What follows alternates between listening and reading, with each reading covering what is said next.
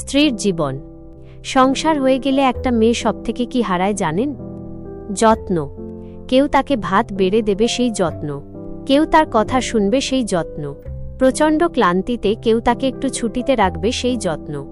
এই সব হারিয়েও মেয়েরা কেমন সংসার আগলে ধরে জীবন পার করে দেয়। ছুটি নেই, ছাড় নেই, চোখের জলের দাম নেই, তাও সংসার আগলে ধরে রাখতে কি প্রবল আগ্রহ মেয়েদের। এই আগ্রহকে কি যেন বলে, বোকা একটা নাম আছে এই আগ্রহের, মায়া। সব আগলে রাখার এই আগ্রহের নাম মায়া, অথচ তার জন্যই কারো মায়া হয় না। কেমন অদ্ভুত না ব্যাপারটা। স্বামীর বাড়ি ঝগড়াটে বউ বড্ড ভালো থাকে, তাই না? মান সম্মান রাখার স্বার্থে ভয় তাকে পেতে হয়। সহ্য করে যে সব বউ ঘরে সেই কথা শুনে, সেই মেয়েটি বাবা মায়ের কথা ভেবে অনেক কিছু মানল।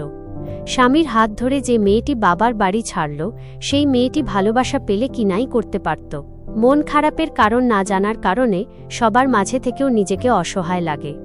কেউ যখন প্রশ্ন করে কেমন আছো, তড়িঘড়ি করে মস্তিষ্কে প্রোগ্রামিং করা উত্তরটা দিয়ে দিতে হয় ভালো আছি।